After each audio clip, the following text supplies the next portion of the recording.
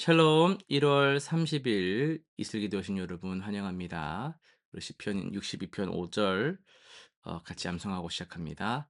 나의 영혼아 잠잠히 하나님만 바라라. 물은 나의 소망이 그로부터 나오는도다. 한 번 더 하겠습니다. 나의 영혼아 잠잠히 하나님만 바라라. 물은 나의 소망이 그로부터 나오는도다. 아멘.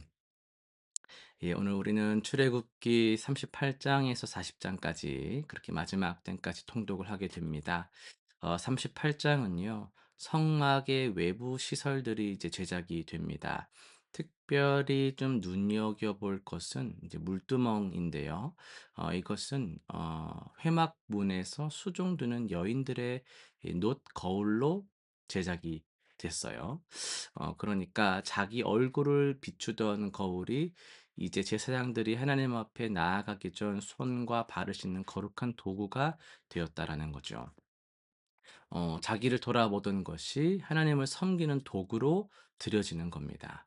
또한 성막 건축에 사용된 금, 은, 놋의 정확한 양이 기록되는데 이것은 하나님께 드린 헌물에 대한 투명한 회개이자 백성의 자원하는 헌신이 하나님의 집을 이루었다라는 증거입니다.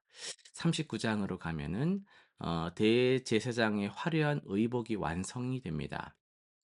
이 장에서 여호와께서 모세에게 명령하신 대로라는 표현이 7번 반복이 돼요. 금송아지를 만들며 각각 자기 뜻대로 행했던 그 백성이 이제는 하나님의 뜻에 완전히 순종하고 있죠. 특히 대제사장의 흉패에는요. 이스라엘 12지파의 이름이 새겨진 보석이 붙는데 이것은 제사장이 백성을 항상 마음에 품고 하나님 앞에 나아간다라는 걸 보여주는 것이죠. 모든 것이 완성되자 모세가 그들을 축복합니다. 순종은 언제나 복을 불러오고 하나님의 방식대로 행하는 것이 진정한 지혜입니다. 마지막 40장은요. 드디어 성막이 세워지는 감격의 순간입니다. 출애굽 2 년째 되는 그 첫째 달 초하루, 정확히 1년 전에 유월절 어린 양의 피로 구원받은 그날로부터 이제 1년 후 하나님의 집이 완성됩니다. 그런데 진정한 완성의 표지는 사람의 손이 아니라 하나님의 임재였어요. 구름이 성막을 덮고 여호와의 영광이 충만할 때 모세조차 들어갈 수 없었습니다.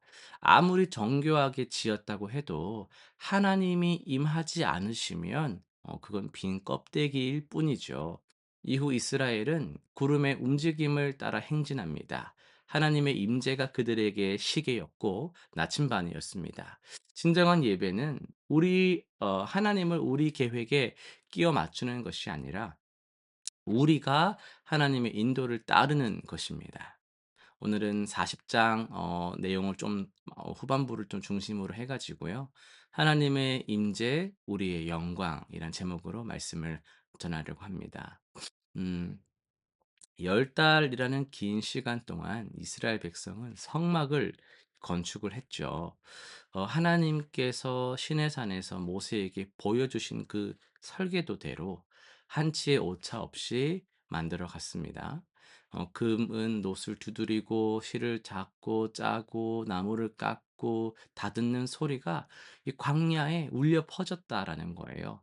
마침내 출애굽 2년째 첫째 달 초하루 모세가 이같이 역사를 마치니라고 기록이 됩니다. 여기서 그 나오는 역사를 마치니라는 표현을 보시면요. 이게 원어로 보면 칼라라고 할 수 있는데 그러니까 뭐 일을 마쳤다, 끝냈다라는 의미뿐만 아니라 그걸 넘어서서 좀 완전하게 성취했다 이런 뜻이 이게 있거든요. 예, 출애굽기 39장과 40장에서 여호와께서 모세에게 명령하신 대로라는 구절이 이 두 장에 총 18번 반복이 됐거든요. 이것은 그냥 뭐 형식적으로 반복된 말이 아니고 이 이스라엘 백성이 이제 좀 자신들의 생각이나 창의성을 막 더하는 것이 아니라 오직 하나님의 말씀에 순종했다라는 것을 보여주는 그런 구절입니다.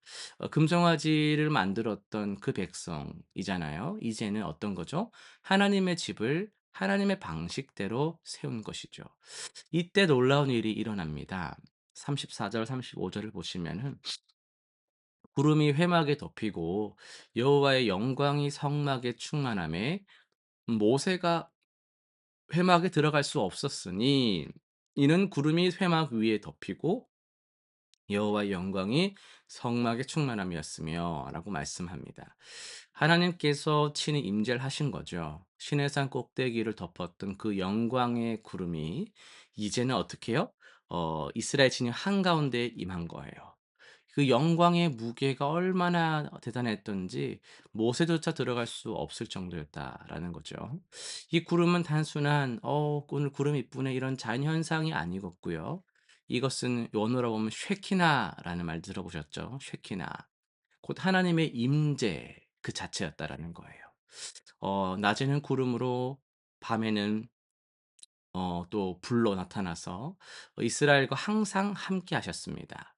출애굽한 지 1 년도 채 되지 않았는데 노예였던 백성들이 하나님을 모시는 그런 왕을 위한 왕 같은 제사장 나라가 된 것이죠.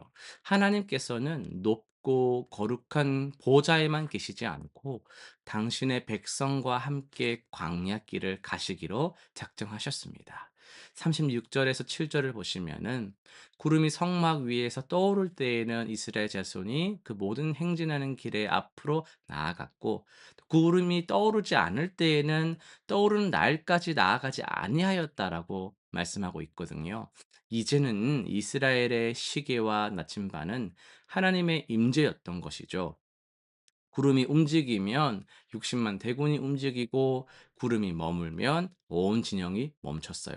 인간의 계획이나 판단이 아니라 오직 하나님의 인도하심을 따르는 삶이 이제 시작이 된 겁니다. 그리고 이 성막은 우리가 신약으로 또 항상 그리스도 중심적으로 성경을 볼 때에 예수님을 예표하는 거죠. 우리가 지난번에도 살펴봤지만은 요한복음 1장 14절 참 유명한 구절인데 "말씀이 육신이 되어 우리 가운데 거하시매"라는 구절이 있죠. 거기서 제가 말씀드렸었잖아요. 이 "거하시다"라는 게 이 헬라어 이 스케노라고 할 수 있는데 이게 의미를 보면 장막을 치다라는 뜻이 있거든요. 그러니까 이게 어 유 우 신약에서 거하심이라는 표현이 나왔지만 그 원어는 구약의 그 성막을 치던 그 장막을 치던 거에서 이제 발전된 거라는 걸 알 수 있어요. 성막에 하나님의 영광이 충만했듯이 예수 그리스도 안에 하나님의 모든 충만이 육체로 거했다라는 것이죠. 이 성막이 하나님과 사람 사이의 만남의 장소였다면 예수님은 하나님과 사람 사이의 유일한 중보자십니다. 더 나아가서 고린도전서 3장 16 절을 보시면은 "너희는 너희가 하나님의 성전인 것과 하나님의 성령이 너희 안에 계시는 줄을 알지 못하느냐라고 말씀하죠. 이제 성전은 건물이 아니라 사람으로 전환이 됩니다. 그리스도를 믿는 우리 각 사람, 그리고 우리가 모인 교회가 하나님의 성전이라는 거예요. 출애굽기 40 장의 그 영광의 구름이 오늘 우리 안에 우리 가운데 계시다라는 것이죠. 실천사항 세 가지 한번 정리해 볼게요. 첫 번째로는 말씀에 순종하는 삶으로 나아갑시다. 이번 주 하나님께서 내게 주신 말씀, 감동되는 구절들, 은혜로운 말씀들 한 구절을 좀 우리가 선택해서 나의 생각을 더하거나 빼는 것이 아니라 그대로 순종하는 한 가지 구체적 실천을 한번 결단하시면 좋겠습니다. 두 번째는 임재의 그 민감성을 좀 느껴봅시다. 매일 아침 여러분 어떻게 시작하세요? 기도로 하루를 시작하면서 누워서도 좋아요. "주님, 오늘도 주님과 함께하기 원합니다. 오늘 주님 어디로 인도하십니까?" 이렇게 물으면서 하루 중 성령 하나님의 인도하심을 느낀 순간을 저녁에 한번 나누거나 기록해 보시길 바랍니다. 세 번째는요. '내가 성전이다.'라는 걸 좀 의식하며 살아봅시다.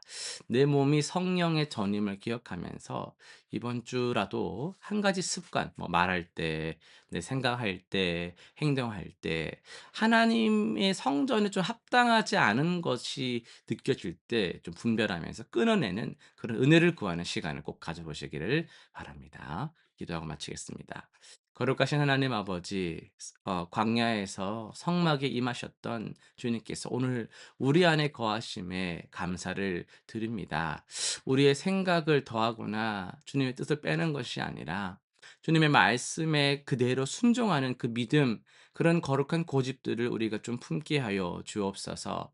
그리고 우리가 또 구별된 삶을 내가 성전이라는 것을 기억하여서 생각하고 말할 때, 행동할 때마다 우리가 하나님의 성전에 합당한 삶을 살아가는 우리의 시간들이 되게 하여 주옵소서. 예수님의 이름으로 기도드립니다. 아멘.